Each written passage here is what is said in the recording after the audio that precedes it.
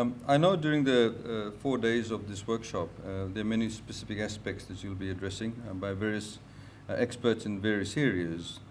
But of course, at the end of the day, these discussions will be centered around the health and the well-being of our people, or peoples, I should say, and focusing on sustained health regimes, but also at the same time, focusing on sustained livelihoods. Because trade in itself has an impact or direct impact, sometimes indirectly, on the ability of our people to have sustained livelihoods. There is no doubt, of course, that there are many of the food items that we import into the Pacific, or indeed produce ourselves, adversely affect or have an impact on NCDs. Many of these goods are imported. Many of the Pacific Island countries, in fact, are importers of food. They're not manufacturers of food. Fiji perhaps is very unique in that sense because many of the foods, in fact, are manufactured in Fiji, notwithstanding the fact that we do also import a wide range of foods from overseas. There has, of course, been a lot of talk on the periphery about the impact of food on NCDs, and I don't think there has generally been a direct discussion in the public space about the linkages between NCDs and the foods that we eat. And I welcome this workshop, therefore. And of course, in Fiji, we have also, through the Ministry of Health, given a lot of prominence to NCDs, in particular over the past 2 to 3 years. We, of course, need to make our people more aware of food items, and I see on your agenda you're discussing lamb flaps and turkey tails, and of course, many would put canned meat into that category. That are quite detrimental, and indeed, for many of us, I know, for example, in Tonga and various other places, the mutton flaps are seen to be delicacies, when indeed in New Zealand, perhaps it is something that you throw away. So there is that link that we need to understand. We need to also understand, and I'll later on discuss this, the issue of free trade agreements and the impact of that on our ability to stop food items being entering into our markets. In Fiji, of course, we've used our taxation system, and we think quite in a decisive manner, as well as, of course, public health campaigns to encourage more healthy lifestyles. We've raised, for example, the duty on alcohol and cigarettes by 16% over the past 4 or 5 years. We've raised the duty, for example, on palm oil and MSG, or monosodium glutamate, by 32%. We have at the same time lowered our duty and various other excise regimes we had on imported fruits and vegetables. Of course, we cannot produce all the fruit requirements that we have. We cannot produce locally all the vegetables that we want. So we do import them, and we have therefore reduced the duty on them. Previously it used to be about 32%, now it's 5%, thereby making it a lot more accessible. Now, we've also at the same time put in place very attractive corporate tax rates and personal income tax rates and various other incentives for locals to go, or indeed foreigners who want to set up farms in Fiji, to go into agriculture. There's an area between Korovo and and Tavua, recently announced by the Prime Minister, where there is now no longer any duty, any tax. You get a corporate tax holiday for 20 years if you go into dairy farming. You get a corporate tax holiday of 13 years if you set up any farm to go into agricultural farming. In the northern area of Fiji, the Vanuatu and the other tax-free regions, which is Lau Group, Lomaiviti, Kandavu, and Yasawas, you can in fact get tax-free holidays if you set up any business there. And we found that a lot of people are going into agriculture. At the same time, the import duty on, for example, the various materials you require to set up a farm has also been significantly reduced, if not removed altogether. We've also, over the past couple of years, spent about $2 million on health awareness campaigns over like I said, over the past 2 years. But of course, I'm not here to talk to you about all the wonderful things that we have done, because it's just a drop in the ocean. Because some may argue that it is in fact a losing battle. Because at the end of the day, you can give various concessions, you can reduce duties, But if you do not change the attitude of people and their values towards food, towards their health regimes, towards their dietary habits, then in fact you cannot win the battle. And of course, that's all part and parcel of the public awareness campaign that we need to engage in. 47% of Fijians are deemed to be obese. Of course, in American Samoa, I understand, it's a lot higher rate in the 90s. The obesity, of course, and the health, the lifestyle of our people is directly linked to, NCDs such as diabetes, of course, which results in amputation. I had a grandmother who had 3 or 4 of her toes cut off because of diabetes. Grandfather used to shoot himself 3 times a day with insulin. And it's not an uncommon feature in our society in Fiji. So it's a very real threat. It's a very real issue.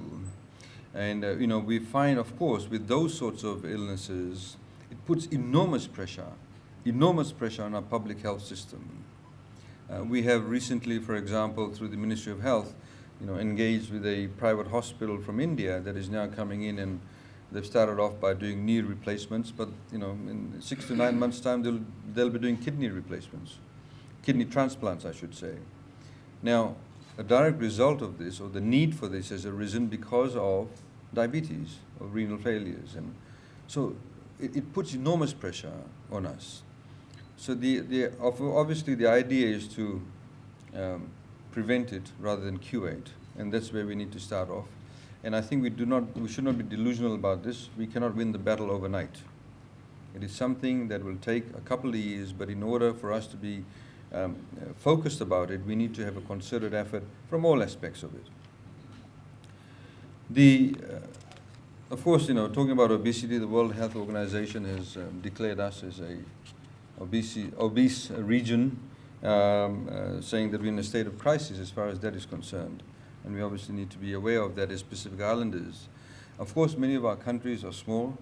Some of us have different skill sets, and we do have certain laxities on our part, which we need to be able to feed off each other and learn from each other.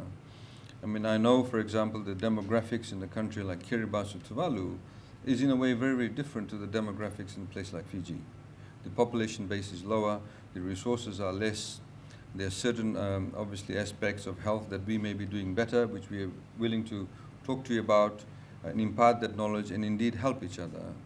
Recently, we have found, and as an example, we've started a volunteer scheme in Fiji, and we found over the past 3 or 4 months, many of our retired teachers have gone off to many Pacific Island countries. Recently, our new batch went off to Nauru because there was a dearth of teachers there. So in the same way, there are many aspects as far as health is concerned that we can work in collaboration to address this issue, which has an impact, not just those people who are aging, but those people, in fact, who are productive members of our workforce. I think at the same time, though, looking at the other side of the coin, we cannot look at trade as the all evil, which is causing NCDs. Because trade obviously is critical and important. And as I said, for a place like Fiji, manufacturing is very, very important to us. In fact, over the past couple of years, as the Prime Minister announced, we do not charge duty on any plant and equipment that's brought in to manufacture any goods. And that, of course, includes food also. So there is a focus on manufacturing because it does help, in particular with exports. It also does help if you are engaged in import substitution. It provides a wonderful source of jobs for people, so it's a balancing act.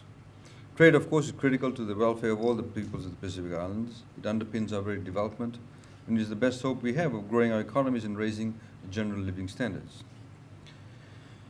One of our top priorities, of course, is to ensure that there is a balance between the health needs and the flow of trade. And as I said, in Fiji, also manufacturing. Just as we need to, in our environmental approach to the environment, we need to balance the needs of development with the preservation of our natural resources. Just as we need to develop our lands for agricultural basis, we need to preserve the soil quality with how much fertilizers we use. So there is, in fact, a balancing act. And now you'll find, for example, many people in Fiji, or at least a lot more people, are now engaged in organic farming or talking about organic farming. At the end of the day, what we need to do is to find the right balance and take a holistic approach with a long-term plan, not a short-term gain. And I've seen some people go to the extreme right by saying, let's ban all twisties, or let's ban all these particular products. But have we in fact studied the impact of that particular ban? Are we going to create a black market for these goods? It's in the same way we talk about banning alcohol. But we found that you have a black market, a very healthy black market that develops after 6 p.m., whatever the rules were. And these sorts of things need to be looked at holistically.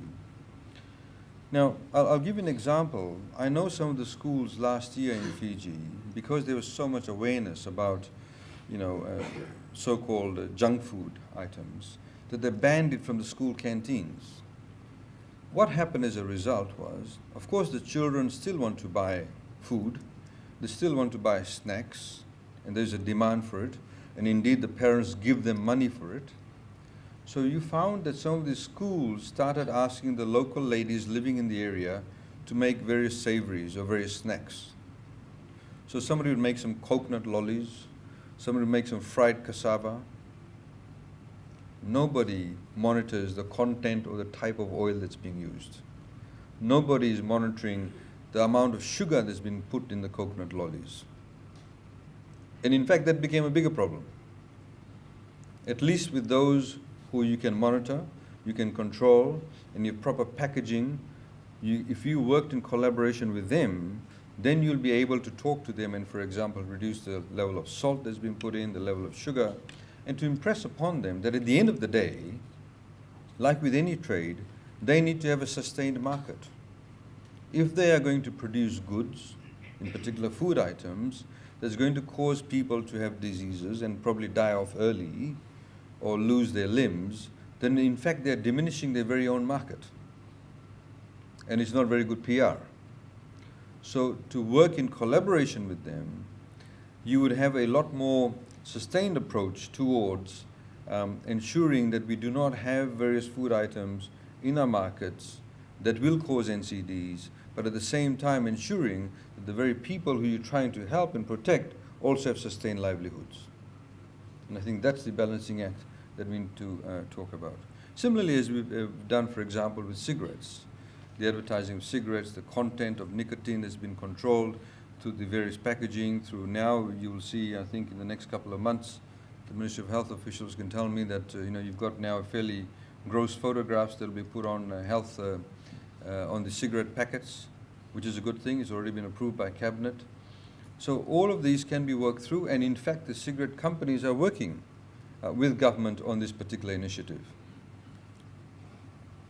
So, ladies and gentlemen, I think as far as trade and NCDs are concerned, we need to consider trade policies, of course, and our approach towards this issue in a very smart and productive manner.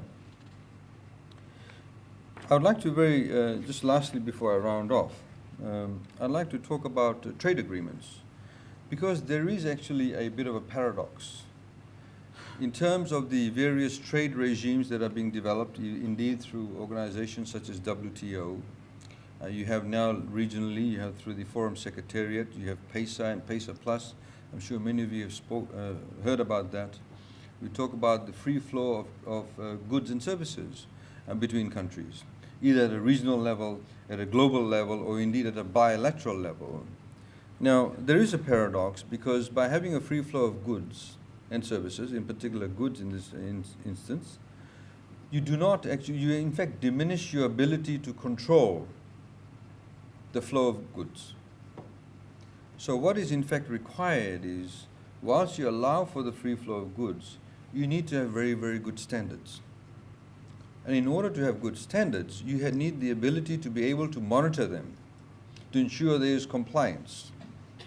Now, many of the countries in the South Pacific simply do not have the resources to do so. Even in Fiji, for example, we're the second largest Pacific Island country after Papua New Guinea, population base of nearly 7 million. We are next, 890,000. We still have issues in terms of monitoring ensuring standards, compliance, and enforcement. So I can imagine some of the issues that some of the other smaller Pacific Island countries would have. And of course, there is a tension between the consumers wanting to access goods or food items that is price competitive. So why shouldn't I buy, for example, somebody may say, a packet of noodles for 80 cents as opposed to a packet of noodles for $3? I really don't care if it's filled with MSG and all sorts of other wonderful things in it. So this is the tension. And I think when we have these discussions, we need to be realistic about our socioeconomic backgrounds, about the socioeconomic issues that are faced by the individual countries, and how best do we marry them. I'm not saying it cannot be achieved. All I'm saying that there may need to be a progressive approach, and that progressive approach may differ from different countries to different countries. And I think that is something that we need to keep in mind and in consideration. Of course, the issuance of standards is very, very important. We are currently, for example, have issues as far as the interim economic partnership agreement with the EU is concerned, where there is imposition of standards, for example, on fish being exported from Fiji or imported by the EU. Now, we have to comply with those standards.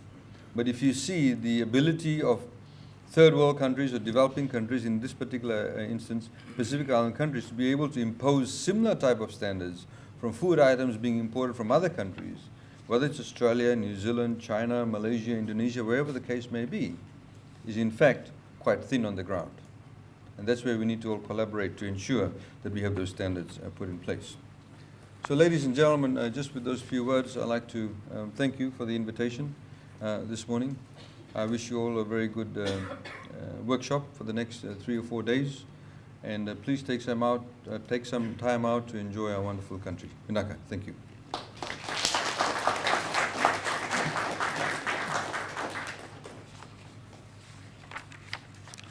Thank you. Thank you very much. Please put your hands once again. Express our appreciation.